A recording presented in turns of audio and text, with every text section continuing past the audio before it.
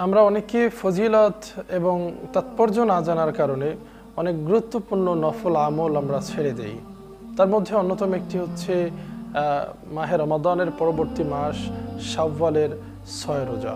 এই 6 রোজা সম্পর্কে রাসূল করিম সাল্লাল্লাহু আলাইহি ওয়া আলিহি ওয়াসাল্লাম হাদিস শরীফের মধ্যে আমাদেরকে অত্যন্ত চমৎকার ফজিলতের কথা শুনিয়েছেন।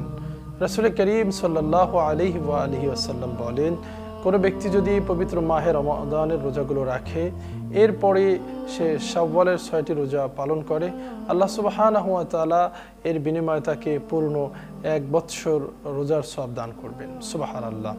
অতএব আমাদের উচিত হলো আমরা প্রত্যেকের শাওয়ালের রোজাটা পালন করা একান্ত কর্তব্য। এ রোজার অত্যাধিক ফজিলত রয়েছে। রাসূল করিম সাল্লাল্লাহু আলাইহি ওয়া আলিহি ওয়াসাল্লাম নিজে এ রোজা গুরুত্ব সহকারে পালন করেছেন এবং সাহাবায়ে কেরামকে উৎসাহিত করেছেন। আমাদেরকে রাসূল করিম সাল্লাল্লাহু আলাইহি ওয়া আলিহি ওয়াসাল্লাম হাদিস শরীফের মধ্যে এই শাওয়ালের 6 রোজা সম্পর্কে বার্তা দিয়ে গিয়েছেন। অতএব আমরা সকলেই মাহে রমাদানের পরবর্তী শাওয়াল মাসের 6টি রোজা পালন করার, আদায় করার, আমল করার চেষ্টা করব। আল্লাহ আমাদের সকলকে তৌফিক দান করুক। আমিন।